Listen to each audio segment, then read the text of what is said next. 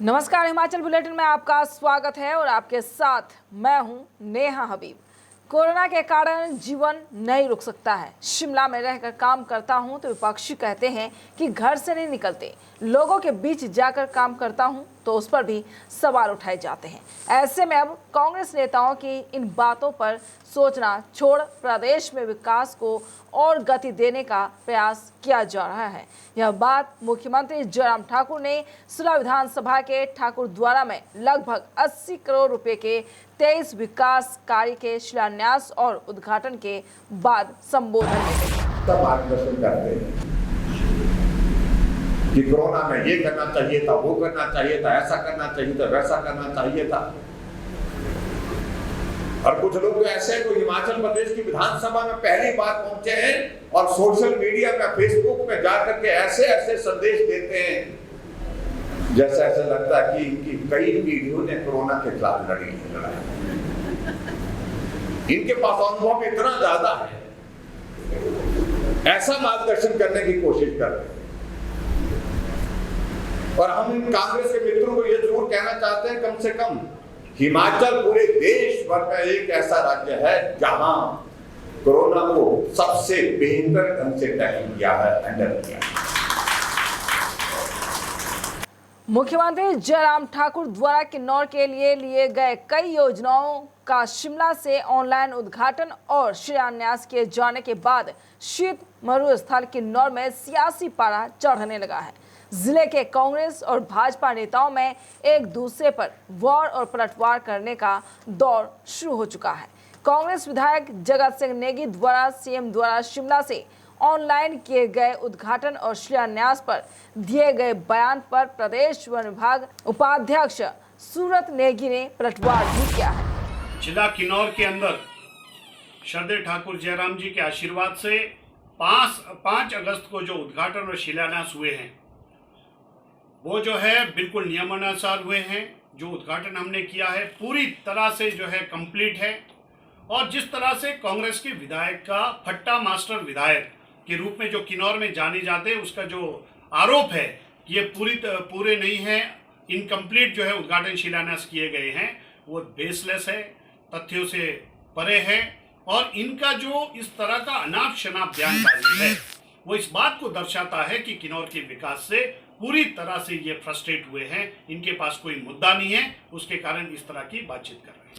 मुख्यमंत्री ने जिला कांगड़ा के डरोह में 57.7 लाख रुपए की लागत से निर्मित प्राथमिक स्वास्थ्य केंद्र के भवन 108.35 लाख रुपए की लागत से निर्मित राज्य की वरिष्ठ माध्यमिक पाठशाला पहाड़ा जिला कांगड़ा के अतिरिक्त भवन और उप तहसील सुलह 1.94 करोड़ रुपए की लागत से निर्मित पालमपुर के काठुल कुहाल में बहाव सिंचाई योजना, वहीं पालमपुर में 1.47 करोड़ रुपए की अनुमानित लागत से बनने वाली FIS कुहल सिंचाई योजना पालमपुर की ग्राम पंचायत सनहून और आसपास के गांव के लिए 1.16 करोड़ रुपए की अनुमानित लागत से निर्मित उठाऊ सिंचाई योजना मारंडा में प्राथमिक स्वास्थ्य केंद्र का उद्घाटन किया। अब सारे दोनों दीवारों पर लगी सारी शिला पट्टिकाओं का हम जो करें ये विकास कार्य कितने के हो रहे हैं विधानसभा क्षेत्र में, तो जमा करते करते करते करते आंकड़ा जा करके 80 करोड़ से पार हो रहा है। और एक विधानसभा क्षेत्र में 80 करोड़ की योजनाएं शिलान्यास और उद्घाटन के लिए एक साथ होती हैं, ये बहुत कम होता रहा है। और ये सच्चाई भी है कि विधानसभा क्षेत्र सूला पहले छोटा था, और प्रदेश का सबसे बड़ा विधानसभा क्षेत्र ये पॉपुलेशन और वोटर के साथ। मुख्यमंत्री जयराम ठाकुर पिछले दिन जयसिंहपुर विधानसभा क्षेत्र के दौरे पर थे। इसी दौरान कुरुकेलन के लोग और बच्चे अपनी मांग रखने के लिए सीएम जयराम ठाकुर के कार्यक्रम में पहुंचे। इन लोगों ने हाथ में अपनी मांग वाले पोस्टर पकड़े थे। आरोप है कि इसी दौरान बीजेपी युवा मोर्चा के कार्यकर्ताओं ने इनके मांग वाले पोस्टरों को फाड़ दिया। इससे सीएम जयराम ठाकुर से मिलने आए लोगों में खासा रोष देखा गया। आज जयसिंहपुर विधानसभा क्षेत्र में श्री जयराम ठाकुर जी प्रवास के दौरान आए थे और आज वहाँ पर मंद खड्ड के ऊपर जो पुल बनाने की मांग थी, जिसको लेकर वहाँ के स्थानीय लोग, बूढ़े, बच्चे और औरतें वहाँ पर आई थी और वह शांतिपूर्वक अपनी मांग जो है मुख्यमंत्री जी के समक्ष रखना चाहते थे। लेकिन कुछ भारतीय जनता पार्टी के युवा मोर्चा के लड़कों ने उन नन्हे मुन्ने बच्चों के हाथ से पोस्टर छीने और जो उनकी मांग थी, जो इसके लिए वो आज खड़े हुए थे, उन पोस्टरों को उन्होंने फाड़ा और जिसका कि वीडियो आज सोशल मीडिया के हैंडल से काफ़ी वायरल हुआ है। मैं उन तमाम लोगों के इस संदर्भ में कहना चाहूँगा कि जो भारतीय जनता पार्टी के युवा मोर्चा और दूसरे लोगों ने ये कृत्य किया है, मैं समझता हूँ कि लोकतंत्र में ऐसी बात जो है वो नहीं होना चाहिए।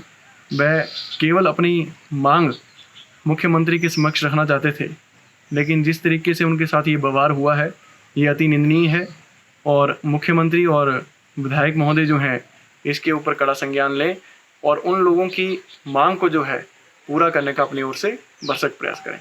किन्नौर जिले के भावनगर में किसान सभा और सीटू ने केंद्र और प्रदेश सरकार के खिलाफ रैली निकालकर विरोध प्रदर्शन किया है।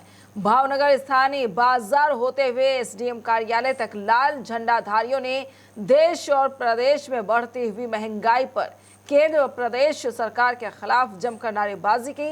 इस बाबत किसान सभा ने एसडीएम के माध्यम से केंद्र सरकार और मुख्यमंत्री को ज्ञापन भी भेजा।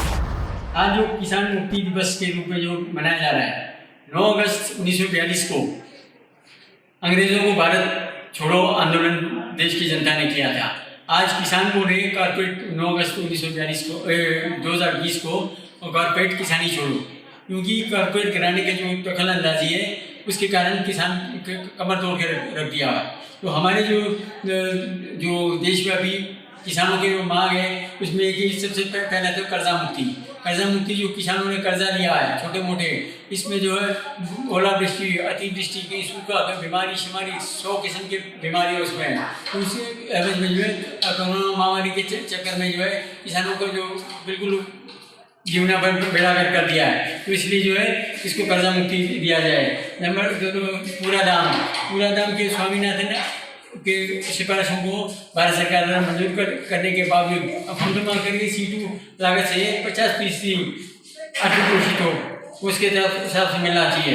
अच्छा, किसान विरोधी अध्यादेश को रद्द करो, जो अभी 3 जून 2020 को सरकार द्वारा जो किसान विरोधी अध्यादेश पारित किया है उसको रद्द करने की बात है, जिसे कृषि उपज वाणिज्य एवं व्यापार संवर्धन व सुविधा अध्यादेश 2020 है। नंबर 2 मूल्य आश्वासन पर बंदोबस्ती और सुरक्षा समझौता कृषि सेवा अध्यादेश 2020 और तीसरा आ गया आवश्यक पशु अधिनियम संशोधन 2020। ये को सरकार वापस ले, ये हमारी मांग है। सीटू ने ट्रेड यूनियनों के आह्वान पर भारत बचाओ अभियान के तहत नाहन में उपायुक्त के जरिए प्रधानमंत्री मोदी को एक ज्ञापन भेजा है, जिसमें विभिन्न प्रकार की मांगें उठाई गई है। सीटू का आरोप है कि कोविड-19 की आड़ में देश की सरकार द्वारा सरकारी उपकरणों को बेचने की कोशिश की जा रही है। यह सभी उपकरण निजी हाथों में सौंपने की तैयारी केंद्र सरकार द्वारा की जा रही है, जिसके मद्देनजर विभिन्न ट्रेड यूनियनों द्वारा भारत बचाओ अभियान शुरू किया गया है। सीटू का कहना है कि कोविड-19 के दौरान बड़ी संख्या में देश और प्रदेश के युवा बेरोजगार हुए हैं। ऐसे में सीटू यह भी मांग कर रही है। पूरे भारतवर्ष के अंदर 9 अगस्त को जितने भी व्यावसायिक संगठन हैं, ट्रेड यूनियंस और किसानों के संगठन और अन्य सामाजिक संगठन, वो इस बात को लेकर आंदोलन पर है कि जो हमारे देश में अंग्रेज़ों के खिलाफ एक आंदोलन शुरू हुआ था, भारत छोड़ो आंदोलन, तो आज 9 अगस्त को हम ये कह रहे हैं कि भारत बचाओ आंदोलन हम आज पूरे देश के अंदर हमारा आह्वान था। ये संयुक्त सभी संगठनों का साझा रूप से, इसमें मुख्यतः ये है कि जो हमारे देश के अंदर एक कोविड-19 के दौर के अंदर इसके अंदर जो एक हमला, एक महामारी का देश की जनता के ऊपर है, उसकी आड़ में हमारे देश की सरकार जो है देश के सारे सरकारी उपक्रमों को बेचने का काम कर रही है। आप देख रहे हैं रेलवे, एयरलाइन, बीमा, इंश्योरेंस, टेलीकम्युनिकेशन, डिफेंस, ये कोल माइनिंग, ये सारा जो है ये फर्टिलाइज़र, इस तरह के जो सारे जो सार्वजनिक उपक्रम है उनको जो प्राइवेट हाथों में देने का काम सरकार कर रही है। और जो देश के अंदर 1926 से लेकर आज तक जो कानून मजदूरों कर्मचारियों के हकों को बचाने के लिए बने थे, उन कानूनों को समाप्त करके 4 कोड के अंदर तब्दील करने का काम जो ये बखूबी कर रहे हैं। और देश के अंदर जो सबसे बड़ा आज की डेट में एक मुद्दा है कि जो इस कोविड-19 के चलते जो नौकरियां प्रभावित हुई है प्राइवेट और सरकारी उद्योगों के अंदर, अलग अलग तरह के क्षेत्रों के अंदर, ट्रांसपोर्ट और दूसरे छोटे व्यापार के अंदर जो एक रोजगार प्रभावित हुआ है, उसको सुरक्षित करने का सरकार के पास कोई भी जो है अल्टरनेट नहीं है। प्रदेश की राजधानी शिमला के रामनगर क्षेत्र में लोग बढ़ रही चोरी, गाड़ियों से छेड़छाड़ की घटनाओं से बेहद परेशान हैं। रामनगर के लोगों का कहना है कि क्षेत्र में कुछ शरारती तत्व गाड़ियों से छेड़छाड़ करते हुए और गाड़ियों के शीशे तोड़कर गाड़ी के अंदर से सामान भी ले जाते हैं। इस मुद्दे को लेकर क्षेत्रवासियों ने आज बैठक की, जिसमें फागली वार्ड के पार्षद जगजीत सिंह बग्गा भी मौजूद रहे। लोगों ने अपनी समस्या वार्ड पार्षद के सामने रखी और जल्द से जल्द पार्किंग बनाने की मांग की है। और हम यहाँ पे जो आज लोग यहाँ स्थानीय निवासी जो इकट्ठे हुए हैं वो इस विषय को लेकर इकट्ठे हुए हैं कि यहाँ पे जो पिछले काफ़ी वर्षों से बड़ी गंभीर समस्या हम लोग झेल रहे हैं। जो यहाँ पे हम लोगों की गाड़ियाँ जो यहाँ रोड पे खड़ी रहती है, कभी गाड़ी चोरी हो जाती है, कभी गाड़ी के शीशे टूट रहे हैं, तो शरारती तत्व जो है यहाँ पे लगातार सक्रिय है।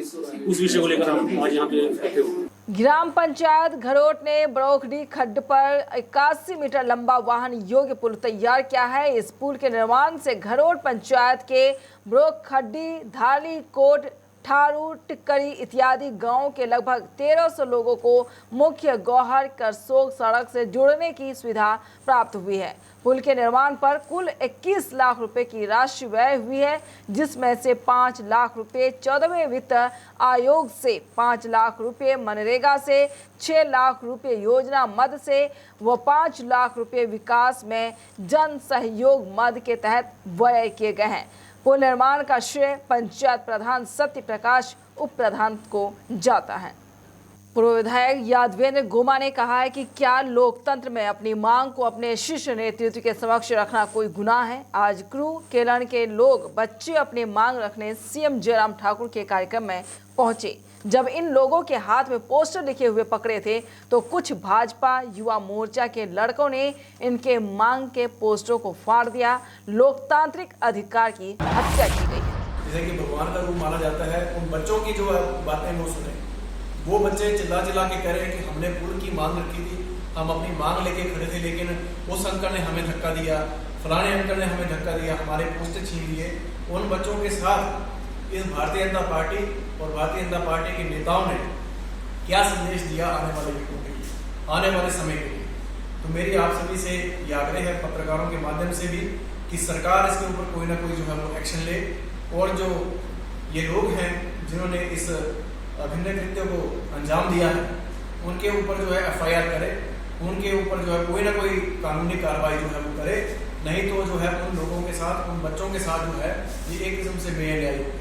और हमारी सरकार से भी मांग रहेगी कि इसके लिए जो है प्रशासन से भी बात करें और स्थानीय विधायक से भी इसके लिए जो है जवाबदेही दें कि क्यों नहीं इसके ऊपर, अगर उस समय जब ये प्रोटेस्ट हो रहा था मुख्यमंत्री जी को नहीं पता लगा, तो स्थानीय विधायक और प्रशासन की ये बात बनती है कि उन लोगों की बात को सुनते, उन लोगों की मांग को लेके आगे जाते, उन लोगों को मिलाते। लेकिन प्रशासन और स्थानीय शासन जो है, विधायक जो है, उन्होंने तो इस बात से कन्नी कर दी। नालागढ़ में चोर रास्ते से दाखिल हो रहे हैं मजदूर। आपको बता दें 47 मजदूरों को प्रदेश की सीमा से बाहर किया गया है। मिली जानकारी के मुताबिक शनिवार देर रात को बैरियर पर तैनात पुलिस कर्मचारियों ने चोर रास्ते से घुस रहे 47 मजदूरों को हिरासत में लिया है। बिना किसी प्रशासनिक अनुमति के ठेकेदार द्वारा जिनको चोर रास्ते से औद्योगिक क्षेत्र BBN में लाया जा रहा था, जिस पर कार्रवाई करते हुए बैरियर के पुलिस कर्मचारियों ने उन्हें हिरासत में लिया है, जिसके पश्चात न तो उद्योग द्वारा और न ही ठेकेदार द्वारा कोई भी आधिकारिक दस्तावेज मजदूरों के लिए पेश किए गए हैं। सर, हमारा डेरोवाल बैरियर है यहाँ पे पंजाब बॉर्डर पे, उसमें कल रात को इन्फॉर्मेशन थी वहाँ पे जो ड्यूटी पे हमारे ऑफिसर थे वहाँ पे, उन्होंने कुछ बंदों को बैरियर के साथ में जाते हुए देखा था। लेबर के लोग थे ये, इनको रोक के जब चेक किया गया तो उन्होंने बताया कि ये यूपी से आए हैं और ये थियोन फार्मा कंपनी के लिए काम करने के लिए जा रहे थे। उसके बाद फिर इनको रोका गया वहाँ पे और इनको वहीं से वापस भेज दिया गया था और फर्दर इनका जो है आगे इसमें केस रजिस्टर किया है कंपनी मैनेजमेंट की तरफ और जो सुपरवाइजर है लेबर सुपरवाइजर उसके खिलाफ। जब ड्यूटी ऑफिसर ने इनको देखा तब ये लोग वहाँ से बैक साइड से गुजर रहे थे, मतलब चोर रास्ते से निकल रहे थे वहाँ से। हिमाचल बुलेटिन में फिलहाल इतना ही। देश दुनिया की तमाम खबरों के लिए बने रहिए एएनवी न्यूज के साथ। नमस्कार।